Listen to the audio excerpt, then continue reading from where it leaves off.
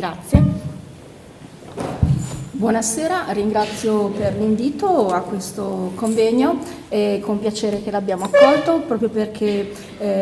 c'è una partnership che contraddistingue il rapporto e il lavoro che in questi anni è stato molto fattivo con il Polo di Venezia, per cui ci fa piacere essere qui presenti per festeggiare il 30ennale del Polo. È un polo, quello di Venezia, che si è evoluto nel tempo, è un polo, come raccontavano Cristina e Valeria, che ha passato delle difficoltà, che però è cresciuto negli anni e soprattutto ha creato un insieme di biblioteche che aderiscono al polo, eterogenee, che sviluppano e utilizzano servizi anche in modo differente. Parto proprio da questo punto per parlare di quella che è la trasformazione nella quale oggi siamo tutti immersi, che attraversa diversi aspetti: quello normativo, che ha un impatto sulle applicazioni, ovviamente la tecnologia, che è a supporto delle applicazioni per poter gestire al meglio quelli che sono i processi di evoluzione e soprattutto per creare nuovi servizi per i cittadini, quindi per la società, per quelli che sono gli utenti che dovrebbero essere utenti di tutto il polo. Riprendendo il discorso che appunto facevano prima sia Valeria che Cristina, un discorso che sta molto a cuore. Parliamo quindi di servizi per i cittadini, per gli utenti del polo, che devono evolvere. Questi servizi quindi vanno nella direzione di un'evoluzione che deve sfruttare al meglio tutti gli aspetti. Ovviamente tutti noi dobbiamo essere consapevoli che la trasformazione diventa un'opportunità, dobbiamo abbracciarla tutti per poter arrivare a ottenere dei risultati che possano portare dei benefici in evoluzione. Partiamo da un contesto normativo che negli ultimi anni ha visto delle grandissime trasformazioni, sia dei regolamenti europei fino ad arrivare, quindi dal GDPR ad esempio, che nel 2018 ha accolto e ha visto degli aspetti molto importanti anche per le biblioteche, che devono gestire rispetto agli utenti e alla propria utenza, e quindi necessariamente questi aspetti poi si riflettono sugli applicativi, sui software che vengono utilizzati, ma anche i sistemi di sicurezza, le misure minime di sicurezza ICT, il piano triennale del 2019-2021 emanato dall'Agid, la politica che viene portata avanti verso i servizi in SaaS, in cloud, le indicazioni di Agid che dal 1° aprile 2019 dà per le pubbliche amministrazioni e di conseguenza per le biblioteche, per l'acquisizione di servizi esclusivamente qualificati nel marketplace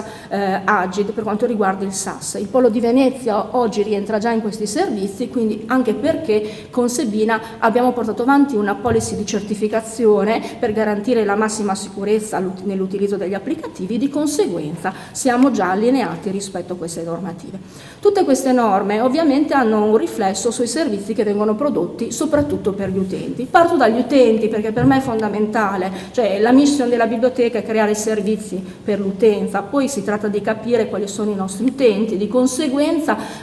si tratta di gestire al meglio questi servizi, soprattutto anche per attirare l'utenza, per fidelizzarla e per far sì che l'utenza possa poi sfruttare al meglio i servizi offerti.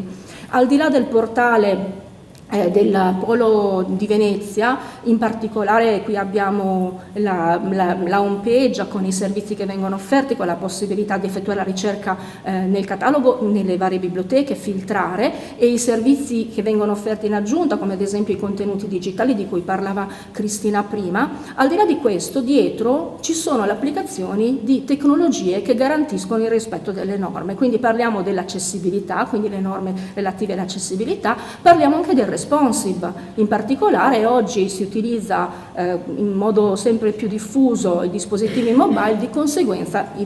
l'OPAC, i servizi devono essere fruiti in modo diretto e immediato attraverso i dispositivi mobile direttamente. Ma parliamo anche di tecnologie che stanno dietro, che stanno alla base, che non sono così evidenti, che possono garantire al polo anche l'utilizzo e l'interpretazione dei dati in formati standard che possono essere letti anche dai motori di ricerca. Prima si parlava con Bergamin proprio dello schema.org che sta dietro e che può essere utilizzato per garantire anche la massimizzazione anche delle informazioni e l'utilizzo delle informazioni anche all'interno della rete. Se vediamo Sebina, quindi da un punto di vista dell'architettura, pensiamo che possa essere una soluzione a supporto per creare servizi innovativi e soprattutto per accompagnare le biblioteche in questo percorso di transizione digitale. Questo è un aspetto fondamentale. Voi sapete che nel piano triennale c'è la figura del responsabile della transizione digitale, è fondamentale perché la biblioteca deve traguardare, deve arrivare a un'evoluzione dei servizi. Pensate al Polo di Venezia con gli oltre 2.300.000 documenti, oggi si avvale di un'infrastruttura che già utilizza quelli che sono gli standard, i servizi nella modalità SaaS prevista da Agid e utilizza anche un'infrastruttura che mette a disposizione nuovi modelli di dati e di servizi, ma magari questi modelli di dati non vengono utilizzati fino a fondo, perché forse a volte non c'è la possibilità di utilizzarli perché si è presi anche da altre esigenze, da altri progetti, quindi anche questi aspetti sono fondamentali per capire dove può andare il polo e soprattutto quali sono le prospettive e le opportunità che possiamo cogliere da questa transizione digitale. Questo è molto importante perché, come vi dicevo, l'innovazione, il cambiamento parte prima di tutto da noi stessi, e noi metto dentro tutti i poli, le biblioteche, gli informatici che lavorano a supporto, ma anche gli utenti stessi che oggi sono abituati ad un'altra modalità di utilizzo della rete. Quindi parliamo di un'infrastruttura che mette a disposizione nuovi modelli di dati, di servizi, ovviamente l'utilizzo degli standard che sono fondamentali a supporto della trasformazione digitale delle biblioteche, che garantiscono l'interoperabilità e utilizzano ovviamente la tecnologia per far sì che questa interoperabilità sia massimizzata.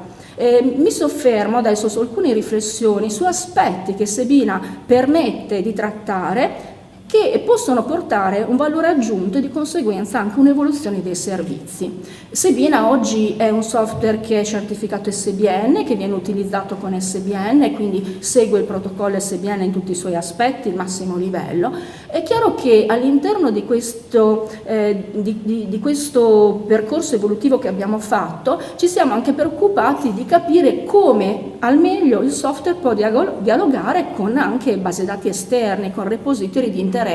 anche a livello internazionale. In fase di catalogazione, ad esempio, quando la voce di autorità non è presente né in polo né indice, abbiamo pensato di mettere a disposizione anche la possibilità di catturare online direttamente dal VIAF, dal Virtual International Authority File, i dati relativi alle voci di autorità di interesse. In particolare il recupero di queste voci, di questi autori, magari anche con le relazioni correlate,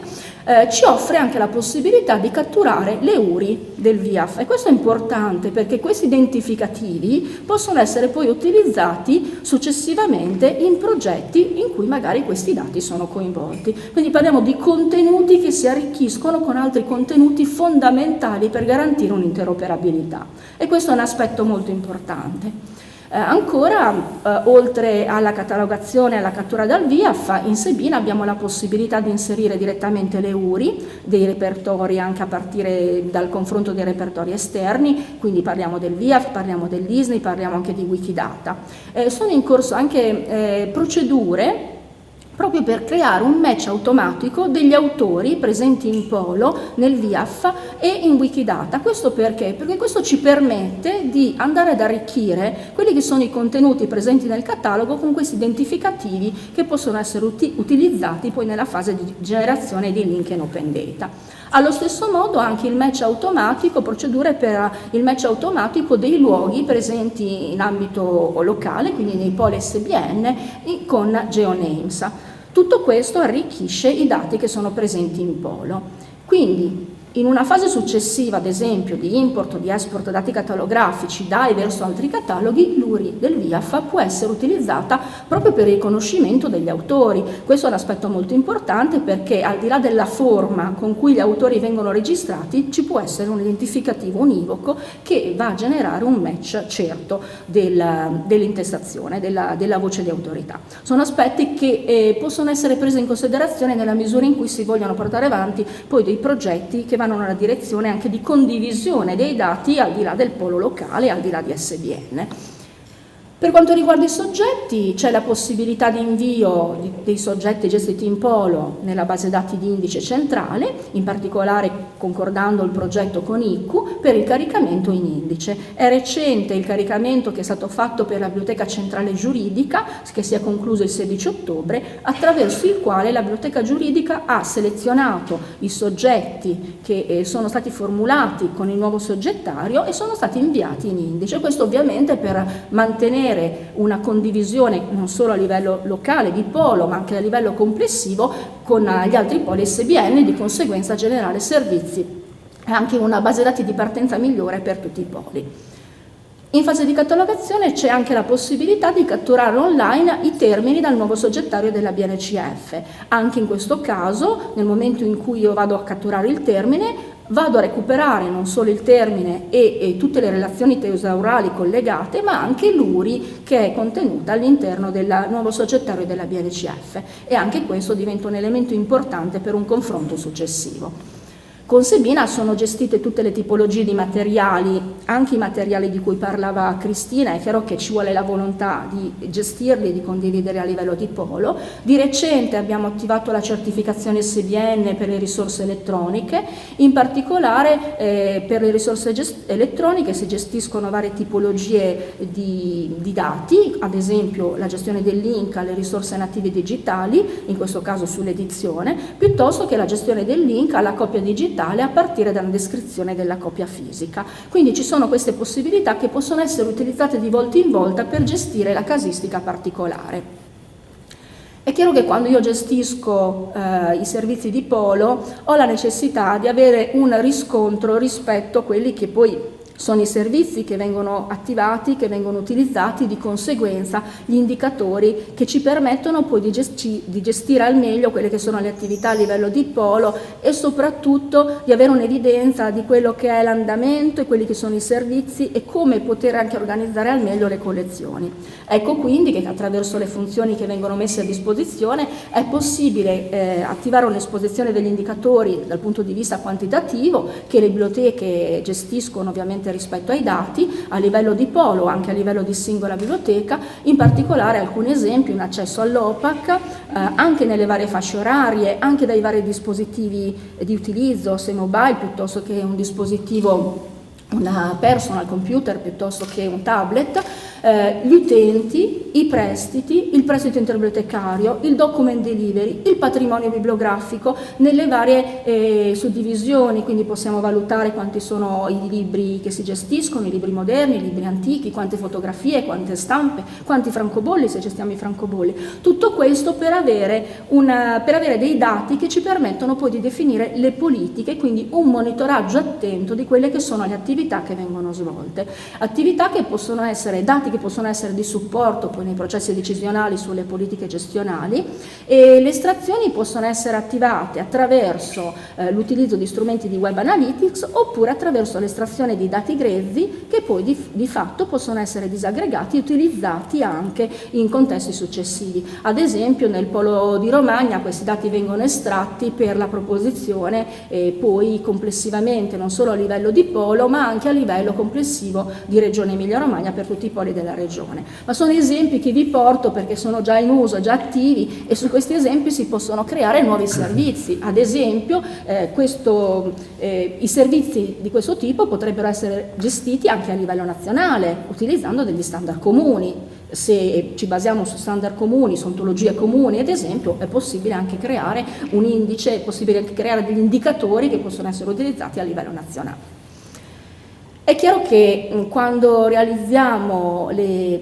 quando si sviluppa un software diventa fondamentale garantire l'interoperabilità, quindi c'è un'aderenza ai principi di sviluppo dei servizi definiti per la pubblica amministrazione attraverso l'utilizzo di standard aperti che garantiscono l'interoperabilità e la condivisione e soprattutto il riuso dei dati. È importante ad esempio sottolineare e soffermarci su alcuni aspetti che ci permettono di integrarci con altri sistemi. Nel caso del Polo di Venezia abbiamo la possibilità di utilizzare le API, le Application Program Interface, ad esempio nel contesto dell'Università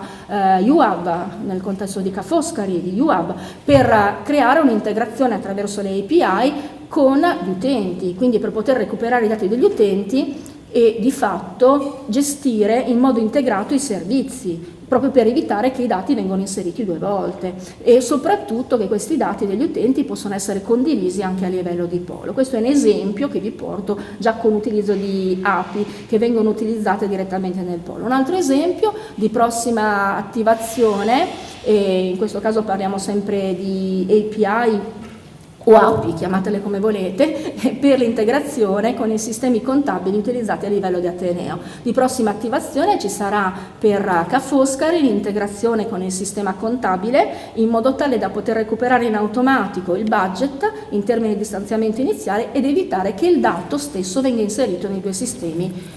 quindi avere un flusso lineare con l'inserimento del dato in un sistema unico. Questo è un aspetto molto importante, soprattutto perché agevola la gestione del servizio a livello locale e soprattutto in questo caso i bibliotecari sono sgravati di un insieme ripetitivo di operazioni e possono usare il tempo a disposizione per produrre servizi per gli utenti. Questo diventa fondamentale, quindi c'è anche una possibilità di riorganizzarsi. Se questi servizi vengono utilizzati nel modo migliore, dove li abbiamo già applicati, ad esempio nell'Ateneo di Modena e Reggio Emilia, abbiamo visto uno sgravio notevole di attività in carico ai bibliotecari e di fatto quindi un beneficio che va a vantaggio dei bibliotecari che possono utilizzare il loro tempo in modo migliore per dedicarlo ad altri servizi.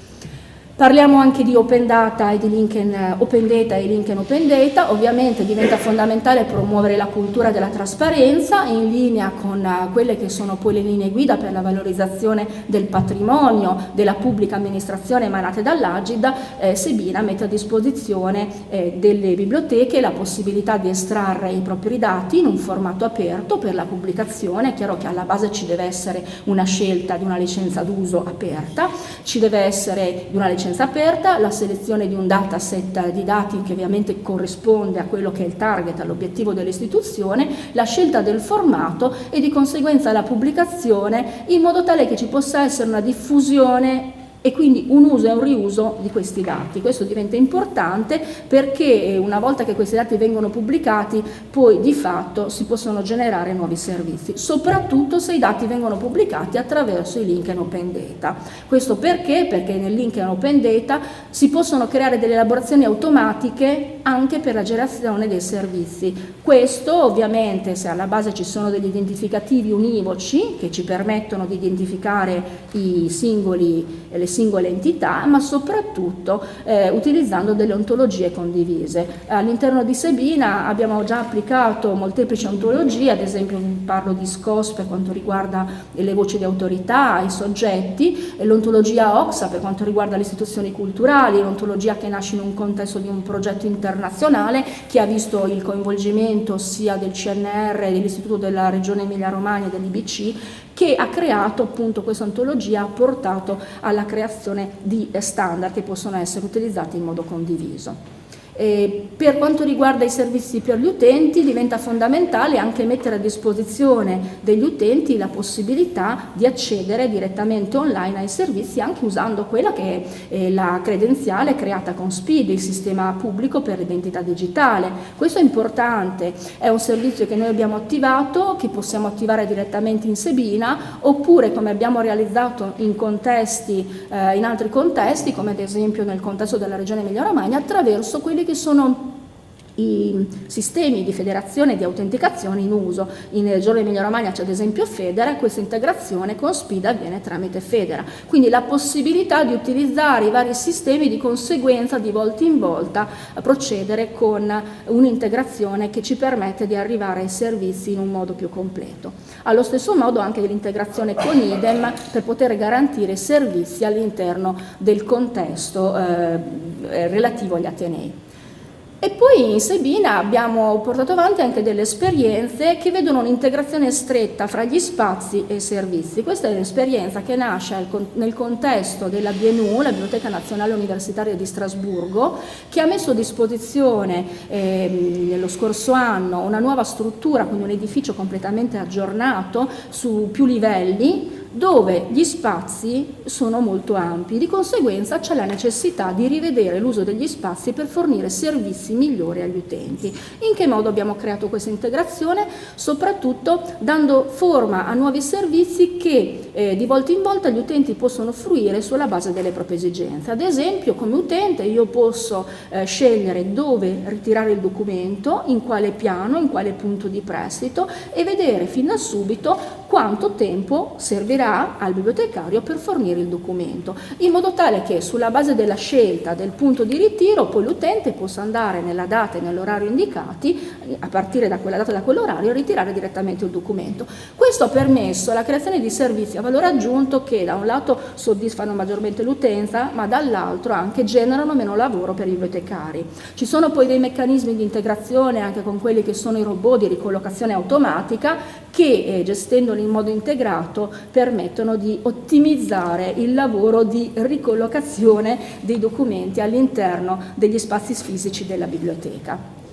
Ma un altro aspetto fondamentale che dobbiamo prendere in considerazione, proprio per i motivi di cui parlava Cristina prima, è la digital strategy. È fondamentale che la biblioteca promuova quello che è il proprio patrimonio, quelli che sono i propri servizi, e che quindi crei un interesse per raggiungere il pubblico più ampio possibile. Questo diventa importante, fondamentale, perché la strategia di comunicazione della biblioteca si coniuga sempre di più con quella digitale e ciascuna istituzione può applicare la propria, proprio perché la particolarità dei propri fondi è quello che distingue una biblioteca dall'altra. Di conseguenza è fondamentale lavorare a livello locale sulla comunicazione che permetta a ciascuna istituzione di dialogare al meglio con i pubblici, i propri utenti, con gli strumenti e contenuti ritenuti più opportuni, più adatti alle esigenze di quel particolare pubblico. Lavorare sulla fruizione per rendere accessibile il patrimonio culturale, non solo quello librario, quindi questo è fondamentale. Riprendo le parole di Cristina perché sono concetti che ci permettono di spaziare, di andare in una direzione sempre più ampia. Oggi l'utente non si aspetta solo di trovare il libro in biblioteca, si aspetta e ha la possibilità di trovare qualcos'altro. Soprattutto di utilizzare anche forme creative condivise. Questo è un aspetto importante perché ci possono essere anche servizi che portano gli utenti verso le biblioteche, sfruttando al meglio quelli che sono poi le realtà in cui ci si trova. Ad esempio qui siamo in una sala monumentale bellissima e quindi anche questi sono aspetti che possono essere sfruttati. In che modo possiamo supportarvi noi? Ovviamente, come facciamo sempre, attraverso quelle che sono le attività di consulenza e formazione e soprattutto mettendo a disposizione, creando assieme progetti, soluzioni digitali che permettono di gestire le risorse culturali, ottimizzare i processi e le attività. Vediamo alcuni esempi. In particolare col chatbot è possibile mettere a disposizione degli utenti un assistente bibliotecario che permette di facilitare all'utente sia la frequentazione della biblioteca ma anche la fruizione dei servizi. Questo assistente virtuale interattivo fornisce informazioni a fronte di domande, quindi dietro c'è una base di domande, di risposte, di conoscenza che permette di offrire le informazioni agli utenti. Facciamo un esempio: attraverso il chatbot che potremo attivare nell'ambito del Sebina U c'è la possibilità per l'utente di chiedere informazioni relative sugli orari d'apertura, sui prestiti in corso, sulla propria situazione, sui libri letti e il chatbot in automatico risponde all'utente. Quindi è un modo differente per accedere ai servizi che oggi magari vengono già forniti nello spazio personale, che possono essere arricchiti anche con altri servizi. Ma non è tutto. Abbiamo detto che diventa fondamentale attirare i nuovi pubblici e soprattutto rendere la biblioteca attraente. Allora qui parto dallo spunto di un tweet della Biblioteca Marciana. La biblioteca diventa sempre un posto dove vale la pena andare e soprattutto perdersi. E in questo contesto noi possiamo anche proporre app con gli beacon per creare servizi di prossimità, ad esempio per guidare l'utente alla scoperta della biblioteca con la propria storia, la cultura, il proprio modo di proporre i servizi. Le biblioteche d'altra parte sono luoghi ideali in cui utilizzare queste potenzialità, soprattutto per creare un rapporto sempre più coinvolgente con gli utenti, con gli spazi, con le collezioni e anche, perché no, con le opere d'arte che sono esposte. Qui ne vediamo, è proprio un esempio di come le collezioni possono essere consultate. E attraverso gli beacon è possibile quindi consultare i contenuti multimediali che vengono proposti nell'app che è installato sul proprio smartphone, quindi l'utente può consultare informazioni, curiosità direttamente di volta in volta, magari mettendosi di fronte all'opera, leggendo con i beacon le informazioni, ottenendo le informazioni dirette su quello che poi è l'opera che sto ammirando. Un altro progetto che abbiamo realizzato, che diventa molto importante in un contesto di patrimonio culturale e quindi anche in un contesto di biblioteche, è Egida. Egida è una soluzione innovativa per la protezione e la messa in sicurezza della gestione dei beni, soprattutto in caso di emergenza dei luoghi delle culture, mettendo in particolare l'accento sulle persone, sugli ambienti e sulle opere, di conseguenza nelle biblioteche sulle opere ma anche sui materiali di pregio. Egida è stata realizzata come soluzione è stata realizzata con la consulenza scientifica di ICOM Italia e ha permesso quindi di realizzare una soluzione che può essere utilizzata a livello preventivo per definire, per analizzare i rischi e definire tutto quello che serve in caso di ovviamente problemi, catastrofi piuttosto che di vario tipo. Quindi si tratta di vedere qual è la catastrofe, sulla base del tipo di catastrofe definire quelle che sono le azioni poi da mettere in campo per gestire al meglio e mettere in sicurezza il patrimonio. Quindi cosa si può fare con Egida? Gestire il patrimonio culturale relativamente alla tutela, alla conservazione, le attività di restauro che richiedono i singoli beni, analizzare i rischi e anticipare le possibili criticità, definire gli interventi di prevenzione, quindi creare un piano di prevenzione, un repository unico dove andare ad archiviare tutto il materiale che serve nel caso di catastrofi, di problemi, e soprattutto integrare le informazioni che sono già disponibili nelle banche dati, in questo caso anche ad esempio in Sabina, con i contenuti che possono essere messi a disposizione anche attraverso Egida. Concludo con un'esperienza immersiva che abbiamo realizzato nell'ambito della Fondazione del Museo del Calcio, perché diventa un'esperienza di interesse che può generare anche servizi a valore aggiunto per la biblioteca. Con la Fondazione Museo del Calcio abbiamo presentato il mese scorso a Coverciano la realtà, innanzitutto il portale con quelli che sono le opere, quelli che sono gli oggetti, i cimeli presenti nella Fondazione Museo del Calcio, quindi dalle maglie ai palloni, alle coppe, a tutto quello che è il materiale che è a corredo del museo della storia della nazionale. Con l'occasione abbiamo presentato un prototipo di realtà virtuale per rievocare i successi della nazionale e di conseguenza attraverso questo prototipo l'utente si catapulta direttamente nel contesto. In questo caso siamo all'interno dei festeggiamenti della vittoria della nazionale di calcio a Berlino nel 2006 e quindi l'utente si immedesima nel capitano della squadra di calcio, è nel contesto e rivive, mettendo proprio attraverso il visore, rivive esattamente il contesto del festeggiamento. Questo è un aspetto molto importante perché in modo analogo la realtà virtuale si può applicare anche alla biblioteca. Di conseguenza le biblioteche possono far scoprire nuovi modi per esplorare le collezioni, per entrare nelle opere anche. Cioè io potrei ad esempio attraverso la realtà virtuale entrare in un'opera e essere proprio godere all'interno del contesto di quello che mi circonda, piuttosto che utilizzare un personaggio che è di rilievo per la biblioteca per raccontare la storia, illustrare la propria storia e di conseguenza guidare l'utente all'interno delle sale monumentali. Questo ha un vantaggio di proiettare l'utente all'interno di un contesto emozionandolo, quindi cambia il modo di approcciare la biblioteca, quindi è un modo per poter rendere la biblioteca ancora più attraente, quindi creare servizi innovativi che possono raggiungere l'utente direttamente attraverso un coinvolgimento emozionale e attraverso un'interazione diretta. Quindi ciascuna biblioteca può creare la propria storia per un approccio diretto con gli utenti. Quindi abbiamo visto molteplici esempi di come le soluzioni proposte possano unire persone, luoghi e tecnologie, soprattutto per creare una cultura diffusa e partecipata a livello di polo, ma più complessivamente a livello generale. Questa è la nostra vision e crediamo che si possa partire da questo punto per creare i servizi delle biblioteche del futuro. Grazie.